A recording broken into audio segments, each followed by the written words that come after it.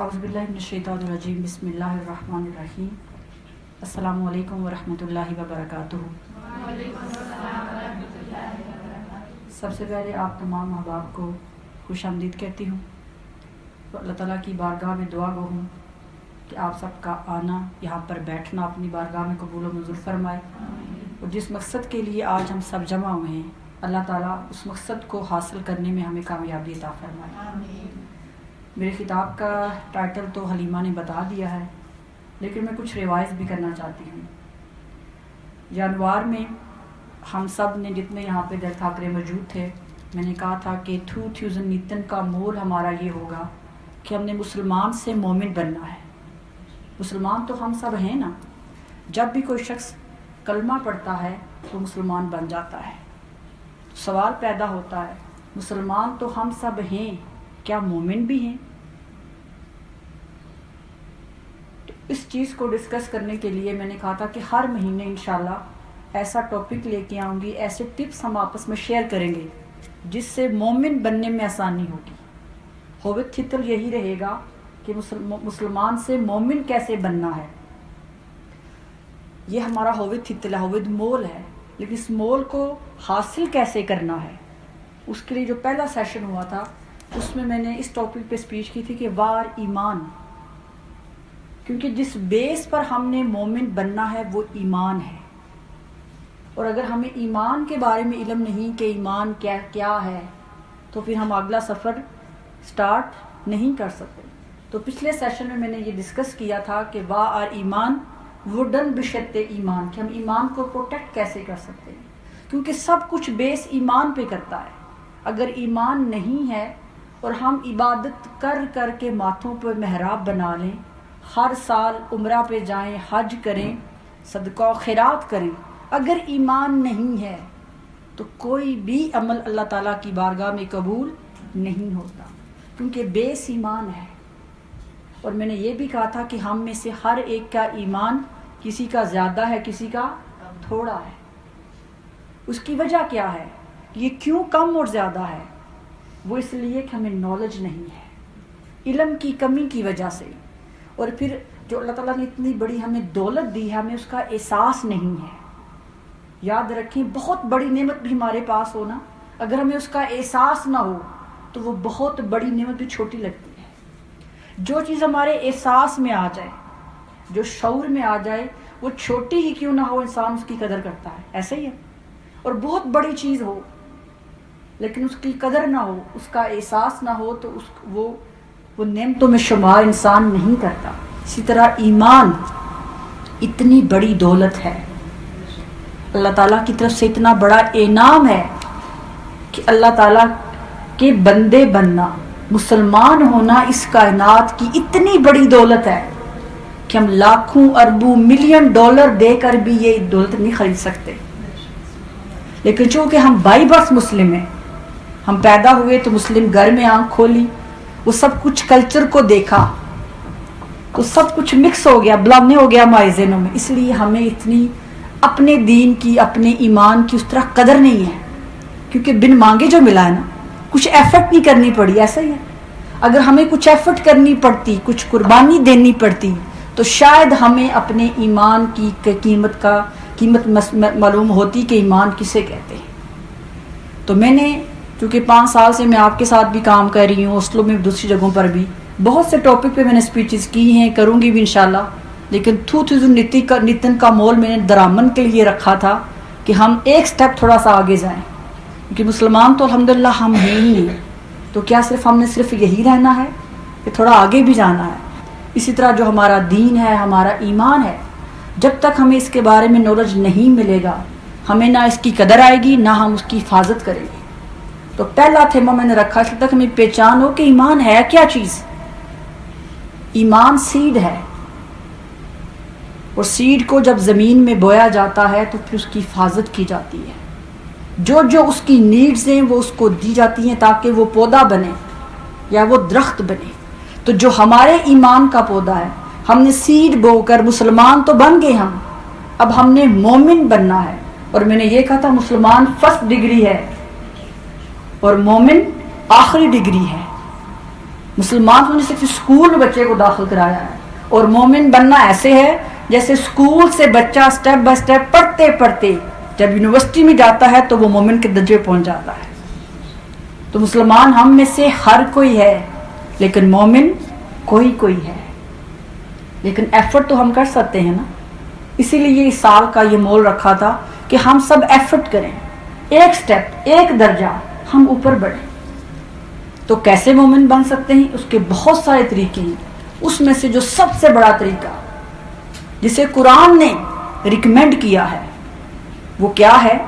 قرآن مجید کی سورہ آل عمران کی آیت نمبر 31 میں اللہ ارشاد فرماتا ہے، قل ان کنتم تحبون اللہ فاتبعونی یحببکم اللہ، کہ مصطفیٰ صلی اللہ علیہ وسلم آپ ان لوگوں سے کہہ دیں کہ اگر تم اللہ تعالیٰ سے محبت کرتے ہو تو میری پیروی کرو، یعنی رسول پاک صلی اللہ علیہ وسلم کی اتباع کرو۔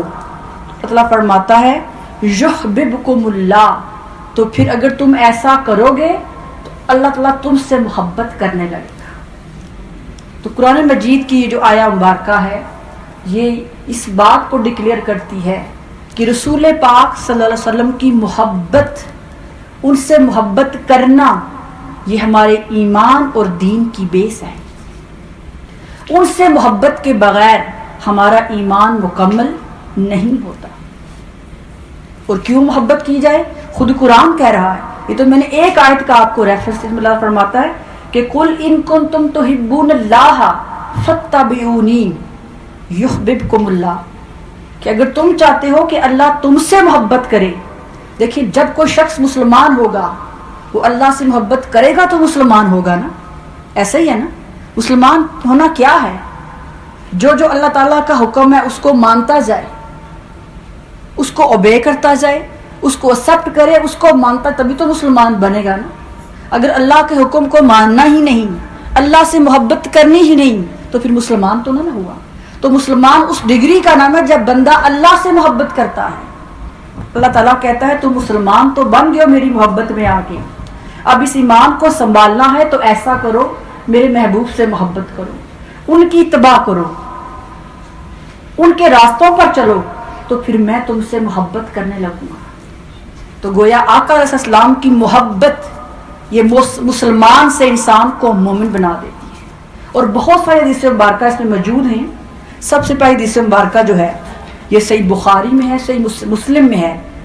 انس بن مالک روایت کرتے ہیں کہ آقا علیہ السلام نے فرمایا تم میں سے کوئی اس وقت تک مومن ہو ہی نہیں سکتا، یہ لفظ آپ غور سے سنیں، فرمایا تم میں سے کوئی اس وقت تک مومن ہو ہی نہیں سکتا جب تک میں اس شخص کو اس کے ماں باپ، اس کی اولاد، اس کے مال اور اس کی جان سے زیادہ پیارا نہ ہو جائے۔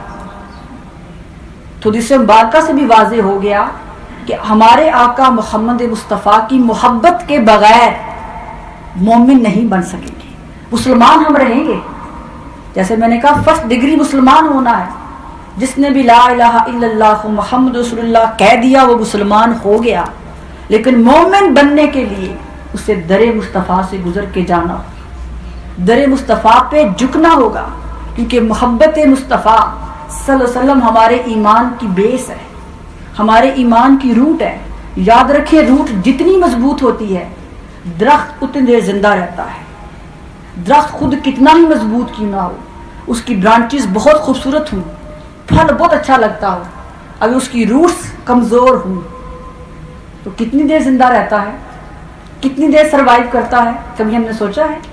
یا ہم گھر بناتے ہیں تو ہم سب سے پہلے کوشش کرتے ہیں کہ گھر کی جو فاؤنڈیشن ہے، جو بیس ہے، اس کو مضبوط کریں، اس کے بعد جتنی ہم بلڈنگز بنائیں گے وہ بناتے جا سکتے ہیں، کیونکہ اس کی بیس مضبوط ہے۔ عمل کی بات جیسے ہم کہتے ہیں نا کہ عمل کریں، عمل بھی تب بھی کامل ہوگا جب بیس مضبوط ہوگی، اور وہ ہے ایمان۔ ایمان جتنا مضبوط ہوگا، تھوڑا عمل کریں گے اس کا اجر زیادہ ہوگا۔ اگر ایمان کمزور ہے اور عمل کوانٹٹی میں بہت زیادہ ہے تو ایسا عمل اللہ تعالیٰ کی بارگاہ میں قبول نہیں ہوتا۔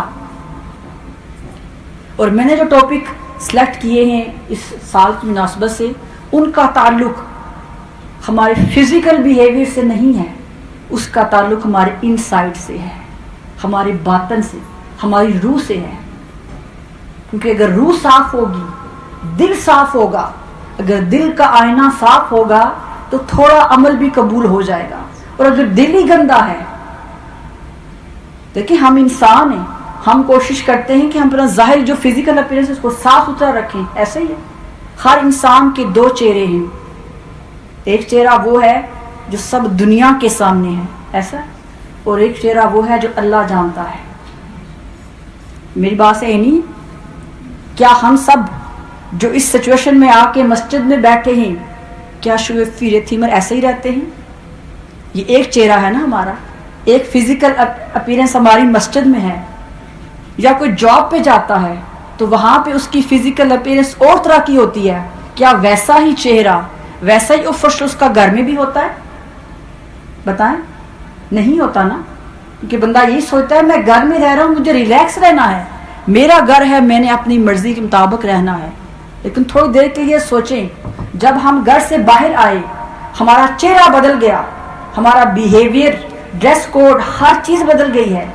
گھر میں گئے اور لباس ہے، اور انداز ہے، لیکن دیکھنے والا تو ایک ہے نا. ہم 3 چہرے بنا لیں، 5 بنا لیں، 2 بنا لیں، 1 بنا لیں، وہ جو دیکھنے والا ہے وہ ہر لمحہ ہمیں دیکھ رہا ہے. اس کے ہاں کس بات کی اہمیت ہے؟ کیا ہمارے اچھے لباس؟ بتائیں، کیا ہمارا اچھا سکارف؟ ایک مثال دے رہی ہوں کہ جو بہت اچھا سکارف لیتی ہوگی، کیا اللہ کی نظر زیادہ وہ ہے؟ جس کو زیادہ سٹائل دینے آتے ہوں گے وہ ہے؟ مثال دے رہی ہوں نا. یہ ہماری فزیکلی اپیرنس ہے. یاد رکھیے، اللہ تعالیٰ نہ ہماری صورتیں دیکھتا ہے، نہ ہمارے ظاہری عمل کو دیکھتا ہے. اللہ دیکھتا ہے تو ہمارے دلوں کو دیکھتا ہے. اس بندے کے دل میں کیا ہے، اس کی نیت کیا ہے. اس لیے میں نے سوچا کہ پہلے اس پارٹ پہ ہم سب یوبے کریں، کہ جب ہم اس قابل ہو جائیں گے کہ ہمارا من، ہماری روح، ہمارا انر سائڈ جب روشن ہو جائے گا تو خود بدھ باہر آنا شروع ہو جائے گا. اس کی مثال مولانا رومی دیتے ہیں. وہ کہتے ہیں کہ ایک بار کسی بادشاہ نے 2 قومیں تھیں، ان کو بولا کہ آپ لوگ ایسا کرو، ایک دیوار بناؤ، اسے اتنا خوبصورت بناؤ. ان کے درمیان کھونکھران سے تھا کہ آپ 2 لوگ آپس میں 2 دیواریں بناؤ، ان کو ڈیکوریٹ کرو، میں آ کے دیکھوں. کیونکہ ہر کوئی کہتا کہ ہم آرٹسٹ ہیں. وہ 2 شخص آپ کہہ لیں یا 2 نیشنز کے لوگ کسی بادشاہ کے پاس گئے اور جا کر بولا میں سب سے اچھا آرٹسٹ ہوں. اس نے دوسرے نے کہا نہیں میں سب سے اچھا آرٹسٹ ہوں. بادشاہ نے کہا میں کیسے مانوں کہ دونوں اچھے آرٹسٹ ہو؟ تو ایسا کرتا ہوں، ایک خونخران سے کرواتا ہوں، دیکھ لیتا ہوں کون اچھا آرٹسٹ ہے. اب دونوں نے کیا کیا، ایک محلے میں، ایک گلی میں کہہ لیں، اسٹریٹ میں 2 دیواریں چنی. جو ایک دیوار والے تھے انہوں نے درمیان میں کہا کرٹن لگا لو، یہ ہماری کاپی نہ کر لیں. درمیان میں کرٹن لگا دیا. ایک جو تھے انہوں نے اتنی خوبصورت دیوار سجائی، ڈیکوریشن کی. جو دوسری طرف تھے نا انہوں نے کچھ رنگ نہیں کیا، بس وہ دیوار کو چمکاتے رہے. لوگ بڑے حیران کہ یہ بندہ دن رات اتنی اچھی ڈیکوریشن کر رہا ہے، اتنے اچھے کلرز پینٹنگ میں استعمال کر رہا ہے. آپ میری بات سمجھ رہے ہیں کہ یہ اتنی اچھی پینٹنگ کر رہا ہے اور دوسرے صرف اپنی اس کو بس وہ صاف ہی کرتے جا رہے ہیں. تو وہ ان کے پاس بھی جاتے، کہتے لگتا ہے کہ آپ کو سمجھ نہیں آ رہی، آپ نے مقابلے میں جانا ہے. انہوں نے کہا جس دن مقابلہ ہوگا بات سمجھ آ جائے گی. وہ لوگ کہیں کہ وہ دیکھو وہ دن رات اتنی خوبصورت پینٹنگ کر رہا ہے، اتنے اچھے کلر چوز کر رہا ہے، اور آپ صرف اس کو صاف ہی کیے جا رہے ہو دیوار کو. جب بادشاہ آیا چیک کرنے کے لیے، جب کرٹن ہٹایا گیا تو وہ جو پینٹنگ اس نے کی تھی وہ تو موجود تھی، لیکن سامنے والی دیوار کو انہوں نے رگڑ رگڑ کے اتنا صاف کر دیا تھا کہ جو کچھ اس نے ادھر پینٹ کیا تھا نا اس دیوار میں سب داسی نظر آنا شروع ہو گیا.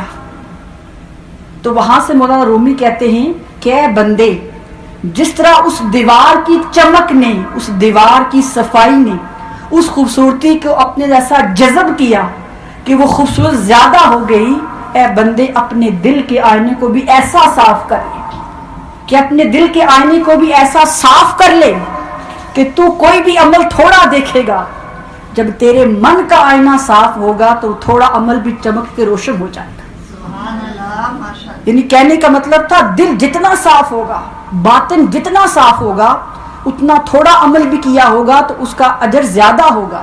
اور اگر من ہی گندا ہے، علامہ اقبال یہ کہتے ہیں نا، من اپنا پاپی. ہم ظاہر کو چمکاتے ہیں لیکن من گندا ہے.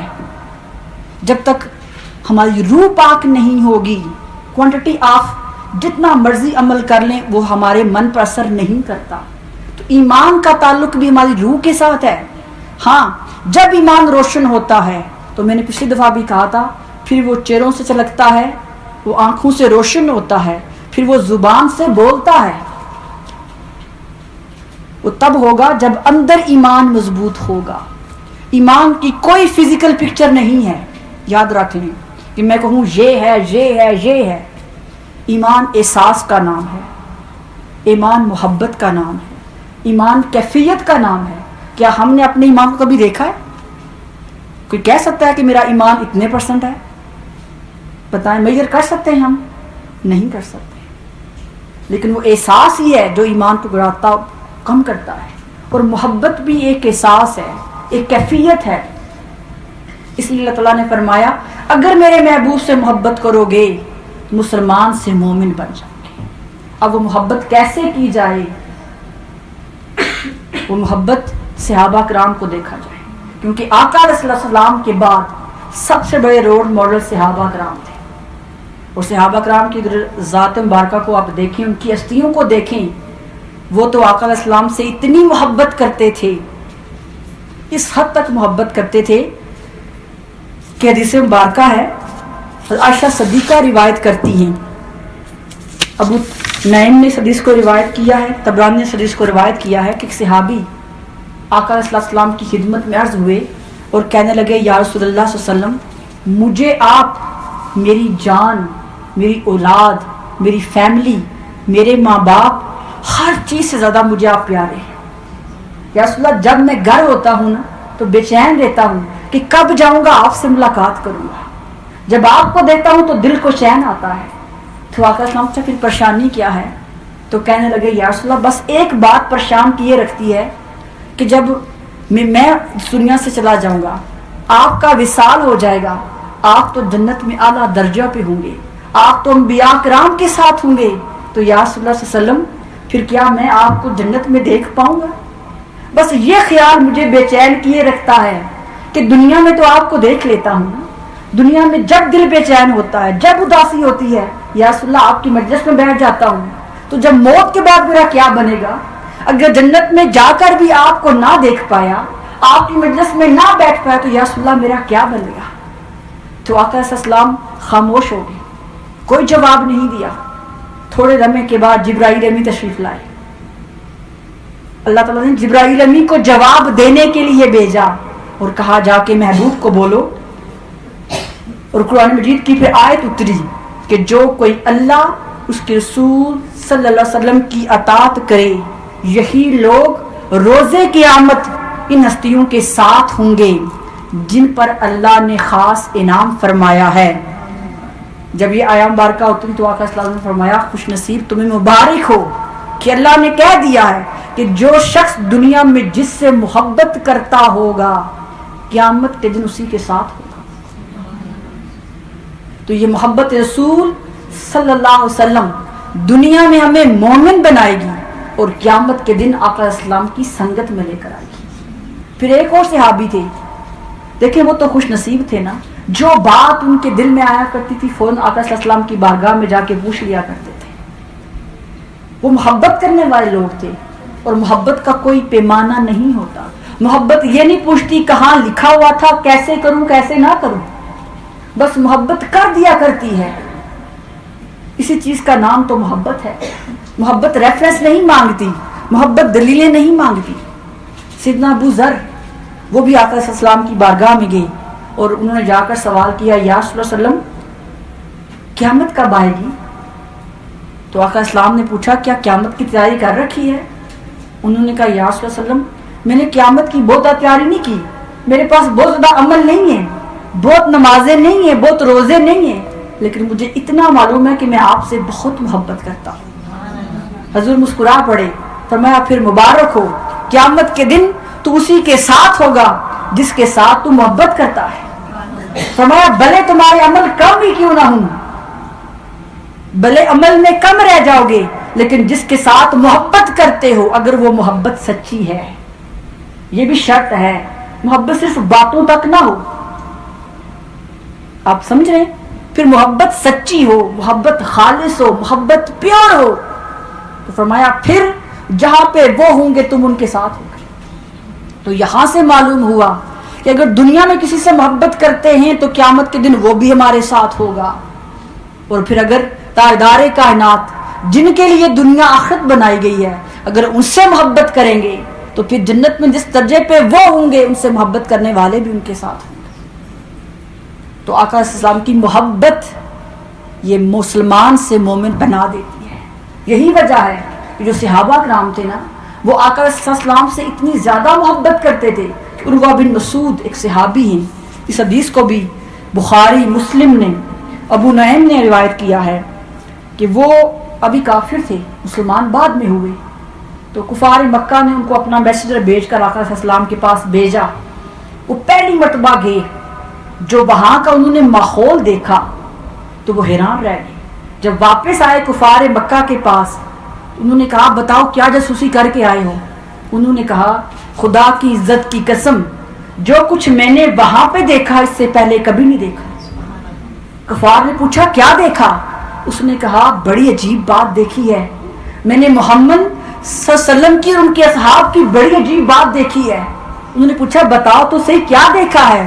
انہوں نے کہا میں نے دیکھا ہے کہ جب محمد صلی اللہ علیہ وسلم اپنے بال کٹوانے کے لیے بیٹھے تھے تو صحابہ پروانوں کی طرح ان کے گرد کھڑے تھے، ہر ایک صحابی نے اپنے ہاتھ آقا علیہ السلام کے جہاں سے بال کٹوائے تھے اپنے ہاتھ پھیلائے ہوئے تھے، ایک بال بھی صحابیوں نے زمین پر گرنے نہیں دیا۔ پھر انہوں نے کہا میں نے دیکھا کہ جب محمد مصطفیٰ صلی اللہ علیہ وسلم اپنا تھوک پھینکتے تھے تو ہر صحابی اپنا ہاتھ آگے کرتا، جس کے ہاتھ پہ وہ تھوک مبارک پڑتا وہ اس کو مل کے اپنے چہرے پر مل لیتا، اور جس کو وہ تری نہ ملتی وہ دوسرے صحابی کے ہاتھ پہ ہاتھ مل کر اپنے چہرے پہ پھیر لیتا تھا۔ اور پھر انہوں نے کہا میں نے دیکھا جب مصطفیٰ گفتگو کرتے تھے صحابہ ایسے بیٹھتے تھے کہ ان کے سروں پہ پرندے بیٹھے ہوئے، اگر سر ہلا دیا تو شاید پرندے اڑ جائیں گے۔ اس نے کہا لوگوں میں ہر جگہ دنیا کے ہر ملک میں ہر قوم کے پاس گیا ہوں، لیکن جو ادب جو احترام میں نے صحابہ محمد کے پاس دیکھا ہے وہ کسی کے پاس نہیں دیکھا۔ اور پھر اس ذات یہ بھی کہا کہ تم نے مجھے وہاں پر ان کی جاسوسی کرنے کے لیے بھیجا تھا لیکن میں آج ان پہ ایمان لے آیا۔ یہ صحابہ کرام کی محبت دیکھ کر، ان کا ادب دیکھ کر، ان کی آقا صلی اللہ علیہ وسلم کے ساتھ عقیدت دیکھ کر، وہ جو جاسوسی کرنے گئے تھے وہ واپس آ کے کفار کو گڈ بائے کہہ کے پھر آقا صلی اللہ علیہ وسلم کی بارگاہ میں آ کے مومن بن گئے۔ تو آقا اسلام کی محبت کا کوئی پیمانہ نہیں ہے، اور جو حضور سے محبت کرتے ہیں نا وہ کہیں بھی ہوں، وہ کہاں بھی ہوں، چاہے وہ حضور کے دور میں ہوں یا بعد میں ہوں، حضور ان کو جانتے ہیں، حضور ان کو جانتے ہیں۔ آپ پوچھیں گے یہ کیسے ہو سکتا ہے کہ حضور ان کو کیسے جانتے ہوں گے؟ اگر فرض کریں الحمدللہ جو اس مرکز پہ ہم سب آتے ہیں بہت زیادہ نہ صحیح لیکن تھوڑی تھوڑی محبت تو ہے نا، ہے نا، تھوڑی ہے نا، بہت زیادہ کی بات نہیں کرتی، لیکن جب حضور کی نعت سنتے ہیں دل تڑپتا ہے نا، یہی محبت ہے، آنکھیں برستی ہیں نا، بتائیں، دل مچلتا ہے، دل چاہتا ہے کہ جن کی نعت سنتے ہیں ان کے پاس، یہی تو محبت ہے۔ تو سوال پیدا ہوتا ہے کیا ہماری محبت ہمارے آقا تک پہنچتی ہوگی؟ کیا انہیں معلوم ہے کہ ہم ان سے محبت کرتے ہیں؟ تو یہ بھی سن لیں، یہ بھی حدیث مبارکہ کے الفاظ ہیں۔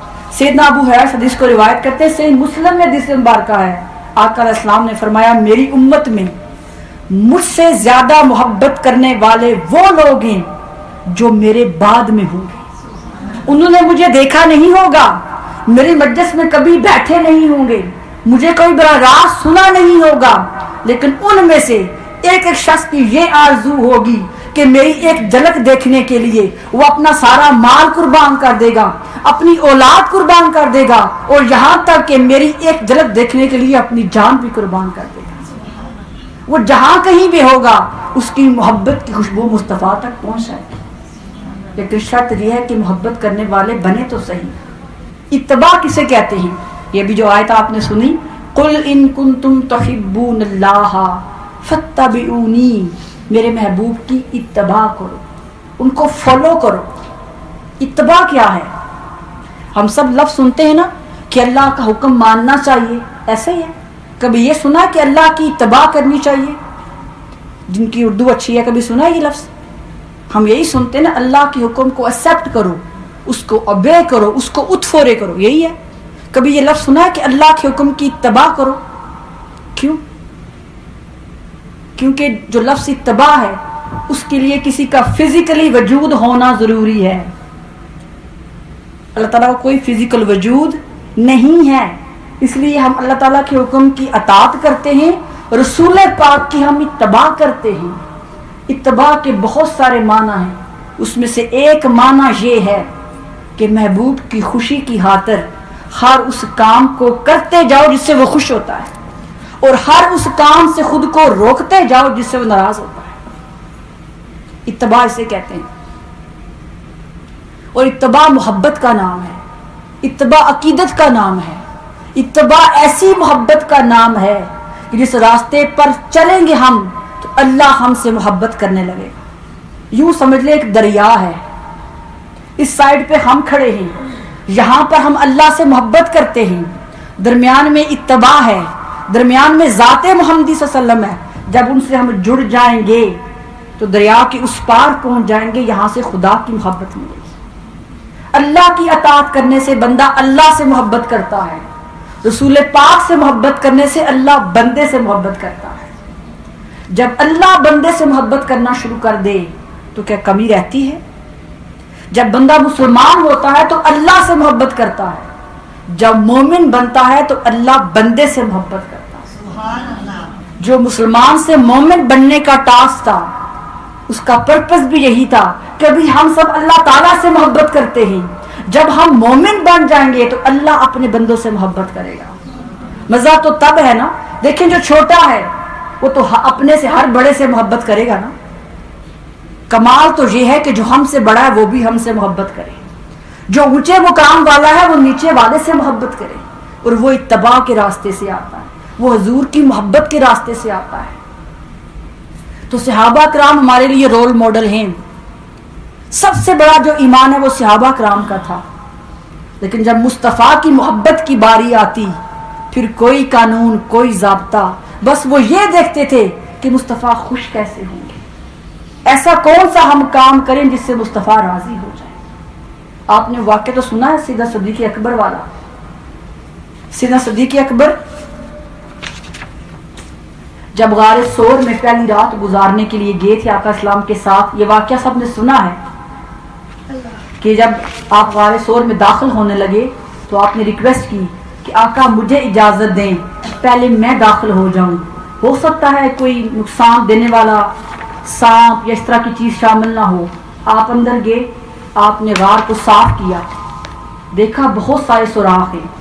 بہت سی جگہوں پہ لوگ چادر کا لفظ یوز کرتے ہیں کہ آپ نے اپنی چادر پھاڑی، لیکن جو آج میں آپ کو حدیث مبارکہ سنانے لگی ہوں یہ کسی قرآن کی آیت میں نہیں لکھا ہوا کہ اپنے محبوب کو خوش کرنے کے لیے اپنے کپڑوں کے ٹکڑے ٹکڑے کر دو، کسی آیت میں نہیں لکھا ہوا، نہ کبھی آقا صلی اللہ علیہ وسلم نے کسی کو کہا تھا کہ ایسا کرو۔ تو اب وہ اندر داخل ہوئے، بہت سارے سوراخ دیکھے، تو آپ نے اپنے لباس کو، جو ڈریس پہنا ہوا تھا، اس کو کاٹنا اور پھاڑنا شروع کر دیا۔ ہر سوراخ میں وہ جو آپ نے ڈریس لباس پہنا تھا نا اس کے ٹکڑے ڈالنا شروع کر دیے۔ سارا لباس جو پہنا تھا، شلوار قمیض جو بھی اس دور کا تھا وہ ختم ہو گیا۔ ایک جگہ سوراخ بچ گیا، وہاں آپ نے اپنی پاؤں کی ایڑی رکھ کر اس کو بند کر دیا، کیونکہ رات کا اندھیرا تھا۔ آقا اسلام جب غار میں داخل ہوئے تو آ کے آپ نے آرام کرنا شروع کر دیا۔ جب صبح ہوئی، صبح کی روشنی ہوئی، اس نے صدیق اکبر کو دیکھا کہ صدیق اکبر آپ کا ڈریس کدھر گیا ہے؟ جو آپ نے ڈریس پہنا تھا وہ تو نظر ہی نہیں آ رہا۔ تو پھر سیدنا صدیق اکبر نے بتایا کہ یا رسول اللہ صلی اللہ علیہ وسلم بہت سارے سوراخ تھے، سمجھ نہیں آتی بند کیسے کروں، اس لیے پہلے میں نے اپنی قمیض اتاری، اس کے ٹکڑے ٹکڑے کیے، ان کو سوراخوں میں ڈالا، پھر بھی سوراخ بہت تھے، پھر میں نے اپنا تہمبز جو بھی پہنا تھا اس کو اتارا اور پھر باقی سب کو بند کر دیا، ایک سوراخ بچا تھا جہاں پر میں نے اپنی ایڑی رکھ دی۔ تو جب آقا اسلام نے دیکھا کہ میری محبت کی خاطر، اللہ کے محبوب کی خدمت کی خاطر صدیق اکبر بے لباس ہو گئے، اسی وقت اللہ کی بارگاہ میں ہاتھ اٹھائے، کہا باری تعالیٰ ابوبکر کو قیامت کے دن تک میرے ساتھ رکھنا، ابوبکر کو قیامت کے دن میرے ساتھ میرے درجے میں رکھنا۔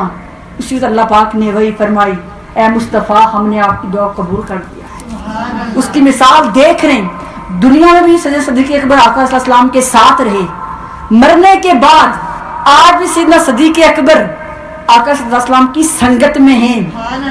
یہ دنیا والوں کو معجزہ دکھا کے گئے ہیں کہ جو کوئی محبوب سے سچی محبت کرتے ہیں پھر وہ جہاں کہیں بھی ہوں اپنے محبوب سے جدا نہیں تھی۔ نعرہ تکبیر، نعرہ رسالت، نعرہ حیدری۔ تو مومن بننا ہے تو اپنے دل کے کاسے میں محبت رسول کو ڈالنا ہوگا۔ اکثر ہم سنتے ہیں نا کہ قیامت کے دن میزان ہوگا، ہمارا حساب کتاب تولا جائے گا، سنتے ہیں نا ہم، تو کیا ذہن میں آتا ہے کیسے ہمارے حساب ہمارا جو عمل ہے اس کو تولا جائے گا؟ کیا وہاں کوئی ویٹ مشین ہوگی؟ کبھی سوچا ہے ہم نے کیسے تولا جائے گا؟ یہ سنتے ہیں نا ہم کہ قیامت کے دن میزان ہوگا، ہمارے اچھے اور برے اعمال کو اکاؤنٹ کیا جائے گا، تو کوئی نہ کوئی تو پیمانہ ہوگا نا ماپنے کے لیے۔ جیسے دنیا میں دیکھیں ہم نے ویٹ کرنا ہو تو ویٹ مشین ہوتی ہے، ایسے ہی ہے، کوئی چیز خریدتے ہیں تو اس کی مشین ہوتی ہے، ایسے ہے نا۔ تو پھر وہاں کیا ہوگا کہ دنیا کی مشینیں وہاں پہ کام آئیں گی؟ کبھی ہم نے سوچا ہے کہ قیامت کے دن جو میزان عدل ہوگا اس پر ہمارے اعمال کیسے تولے جائیں گے؟ تو مفسرین کرام نے لکھا ہے کہ قیامت کے دن جو میزان ہے وہ محبت مصطفیٰ ہے، محبت مصطفیٰ کے پیمانے میں رکھ کر ہمارے اعمال کو تولا جائے گا۔ جس کی محبت مصطفیٰ سے زیادہ ہوگی اس کے عمل میں اضافہ ہوتا جائے گا، جس کی نامہ اعمال میں محبت مصطفیٰ کم ہوگی اس کے نامہ اعمال میں کمیاں ہوتے جائیں گی۔ تو قیامت کے دن جو عدل ہے میزان کا، میزان عدل ہے وہ محبت مصطفیٰ ہے، اور یہ محبت ایسی مٹھاس ہے اس کی کیفیت کو بتانے سے بتایا نہیں جا سکتا۔ کچھ چیزیں ایسی ہیں نا جس کو ہم بتا نہیں سکتے، یہ وہی محسوس کر سکتا ہے جو اس وادی میں جاتا ہے۔ جیسے بہت سے لوگ عمرہ کرنے جاتے ہیں نا، حج کرنے جاتے ہیں، واپس آ کر وہ جو کیفیات وہاں محسوس ہوتی ہیں، کیا واپس آ کر وہ کیفیات بتا سکتے ہیں؟ وہ لفظ ہی ہوتے ہیں نا، لیکن اس کیفیت کو تو نہیں بتا سکتے نا۔ اس طرح محبت مصطفیٰ کی جو کیفیت ہے، جو مٹھاس ہے، جو سکون ہے، وہ لفظوں میں بتائی نہیں جا سکتی۔ میں یہی سب سے ریکویسٹ کروں کہ پرووے کریں، اس کیفیت کو اپنے اندر محسوس کریں کہ یہ محبت ہے کیا، یہ کیسی محبت تھی جو سیدنا صدیق اکبر کو ساری رات مصطفیٰ کے گھر کے چکر لگوایا کرتی تھی۔ یہ کیسی محبت تھی کہ سیدنا عمر فاروق 3 دن سے بھوکے تھے اور رات کو سب سے اب اپنے گھروں میں جا کے سوئے ہوئے تھے۔ سیدنا فاروق اعظم آقا صلی اللہ علیہ وسلم کے گھر کے باہر چکر لگا رہے تھے، اور آقا ہمیشہ تہجد کے وقت گھر سے باہر نکلتے، ویسے نکلتے نہیں تھے۔ اچانک آقا صلی اللہ علیہ وسلم کے گھر کا دروازہ کھلا اور آقا السلام باہر تشریف لائے تو کیا دیکھا؟ سیدنا عمر فاروق، جن کے بارے میں آقا السلام فرمایا اگر کوئی نبی میرے بعد ہوتا تو عمر ہوتا، وہ رات کو آقا السلام کے گھر کے ارد گرد چکر لگا رہے تھے۔ کس کتاب میں لکھا تھا کہ مصطفیٰ گھر کے گرد چکر لگاؤ؟ کسی کتاب میں نہیں لکھا تھا، بس محبت کی کتاب میں لکھا تھا۔ جب آقا اچانک باہر تشریف لائے، عمر فاروق کو پوچھا عمر کیا ہوا ہے، کوئی کام ہے؟ تو انہوں نے کہا یا رسول اللہ وسلم 3 دن سے کچھ کھایا نہیں تھا، بہت بھوک محسوس ہو رہی تھی، اس خیال سے آپ کے گھر کی طرف آیا، ہو سکتا ہے کہ آپ گھر سے باہر تشریف لائیں اور آپ کے رخ انور کو دیکھوں گا تو بھوک ختم ہو جائے گی، اسی خیال سے میں آپ کے گھر کے گرد چکر لگا رہا تھا۔ کہ مجھے معلوم ہے کہ آپ اس وقت کبھی گھر سے باہر تشریف نہیں لاتے، تو آپ کا چہرہ دیکھتا ہوں تو بھوک مٹ جاتی ہے۔ یہ کیسی محبت تھی کہ محبوب کا چہرہ دیکھا سارے غم بھول گئے۔ ارے ہم بھی ہیں، ہم ٹوٹے پھوٹے امتی ہیں، ہم گناہ گار ہیں، ایسے ہی ہے نا۔ ہم بھی جب آقا السلام کا ذکر سنتے سکون ملتا ہے نا۔ ہمارا ایمان کا لیول کتنا نیچے ہے، اس کے باوجود مصطفیٰ کا ذکر ہمیں سکون دیتا ہے، تو جن کے ایمان کا لیول اتنا بڑا تھا پھر ان کا عالم کیا ہوگا۔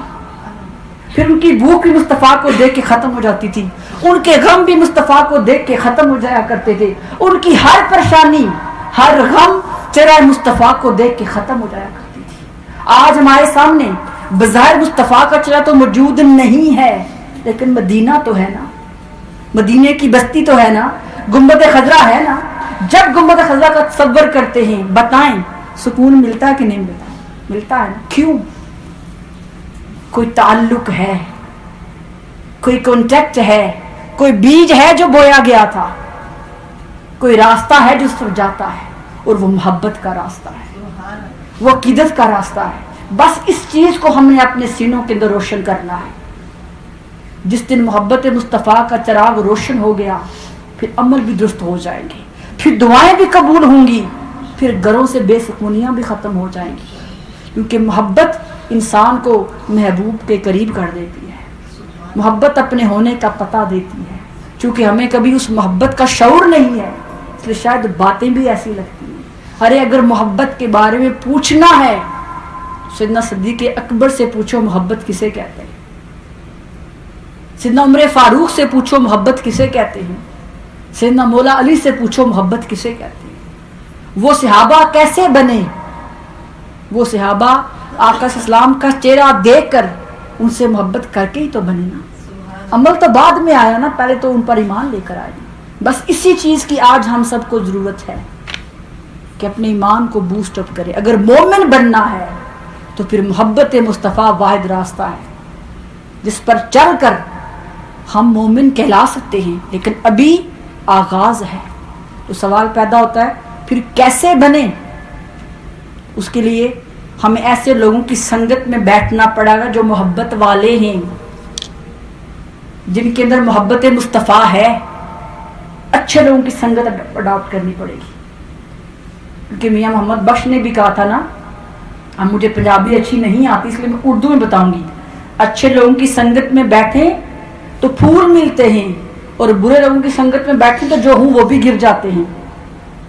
کہ اگر آپ اچھے لوگوں کی سنگت میں بیٹھیں گے نا، آپ اچھے نہیں ہیں، ان اچھوں کی سنگت کی وجہ سے وہ خوشبو آپ تک بھی پہنچے گی۔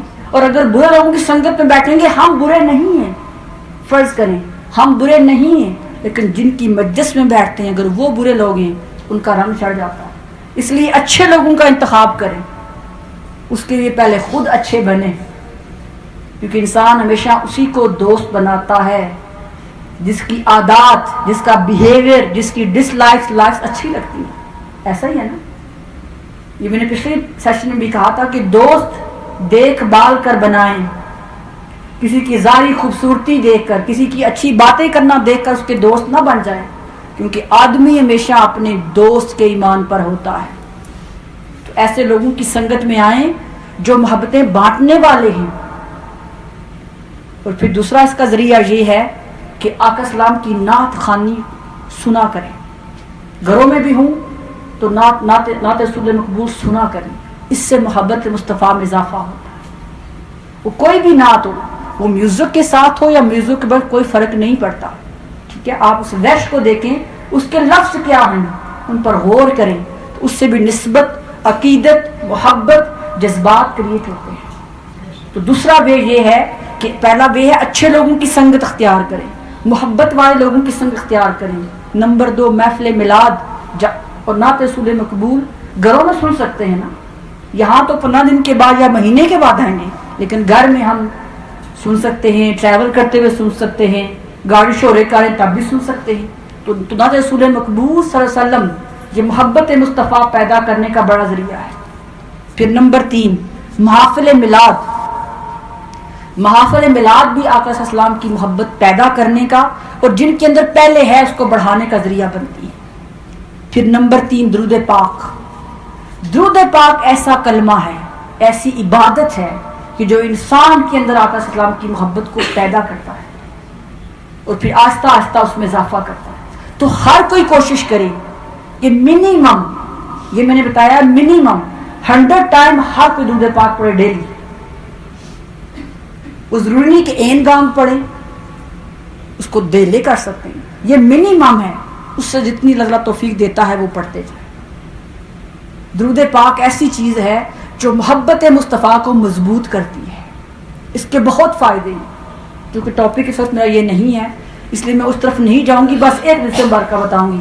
آقا اسلام فرمایا جو شخص مجھ پہ 1 مرتبہ درود پاک پڑھتا ہے، اللہ تعالیٰ فرشتہ بھیجتا ہے جو اس کے 10 گناہ معاف کرتا ہے، 10 نیکیوں میں 10 نیکیاں لکھتا ہے اور 10 درجات میں اضافہ کرتا ہے، ایک بار درود پاک پڑھنے سے۔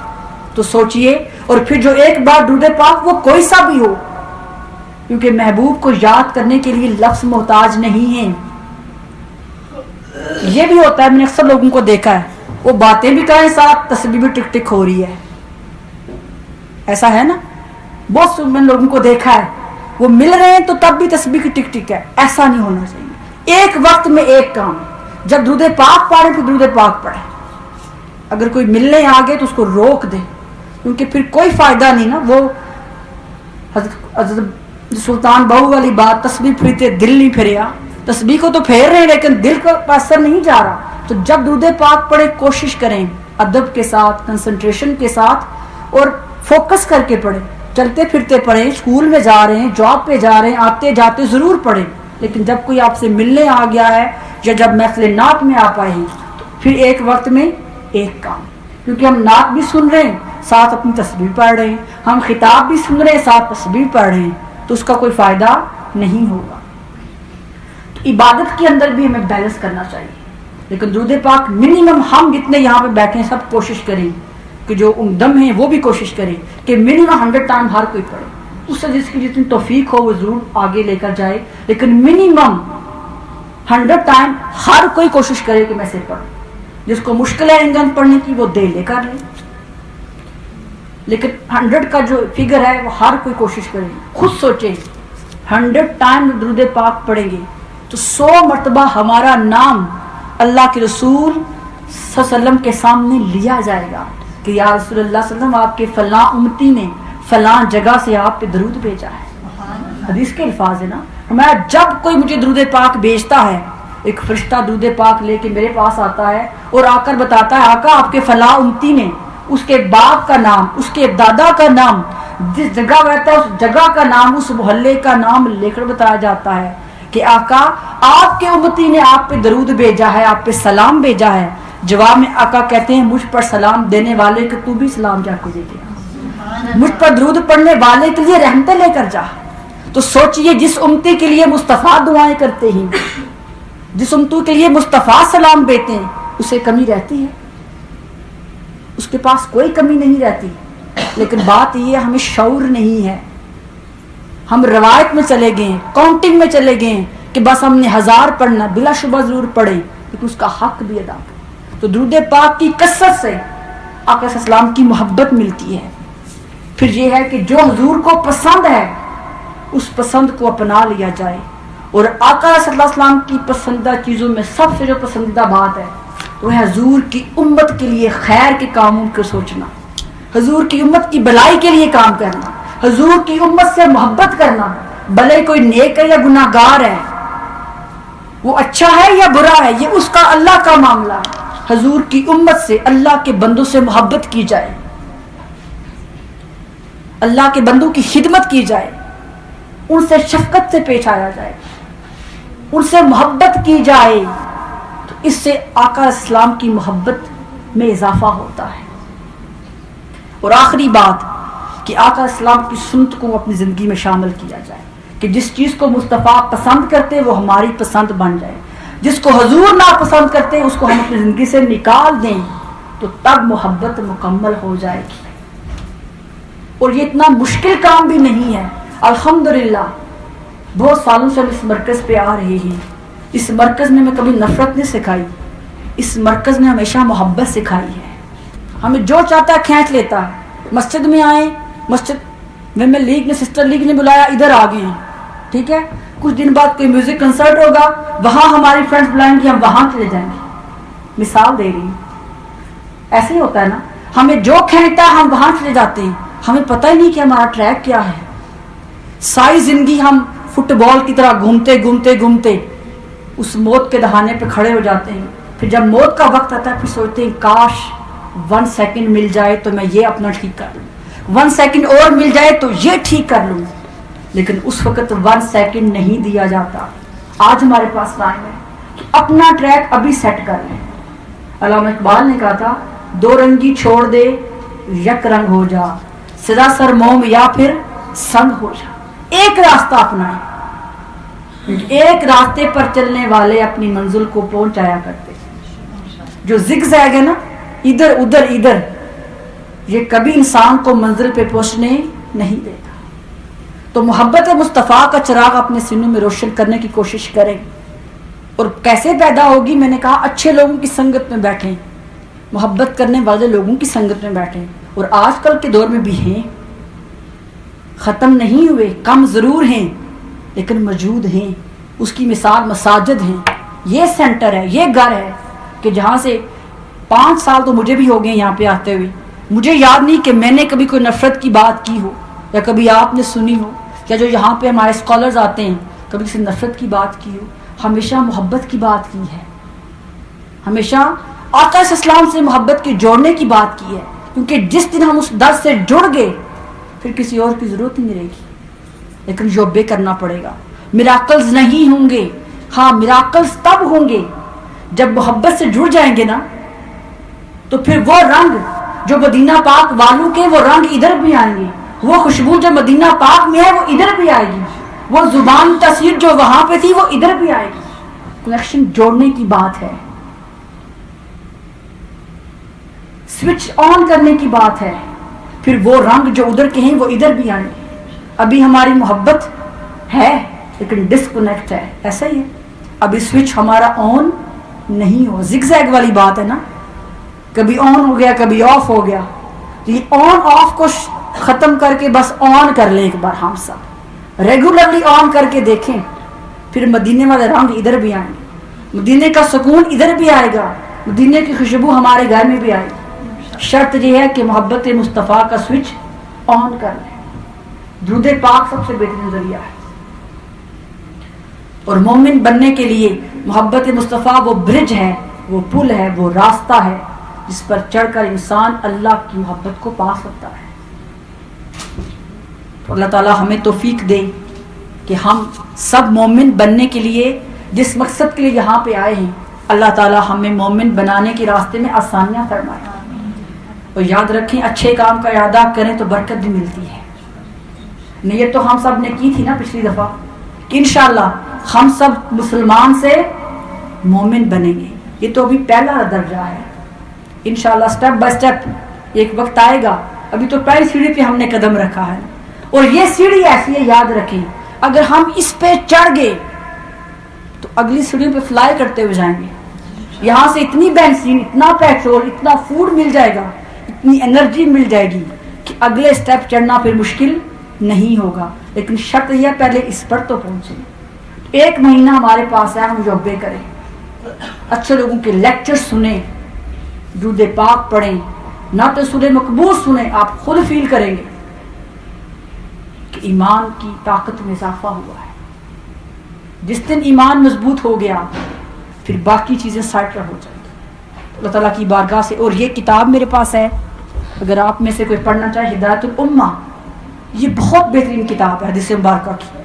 اس کے اندر آقا صلی اللہ علیہ وسلم کی جو محبت ہے ڈفرینٹ اسپیکٹ سے اس کے اندر بتایا گیا کہ جو مخلوق ہے انسانوں کے علاوہ جو دنیا کی باقی مخلوقات ہیں وہ کیسے آقا صلی اللہ علیہ وسلم سے محبت کرتی ہیں. اس کے اندر بہت اچھی حدیث مبارکہ موجود ہیں. ہدایت الامہ اس کتاب کا نام ہے.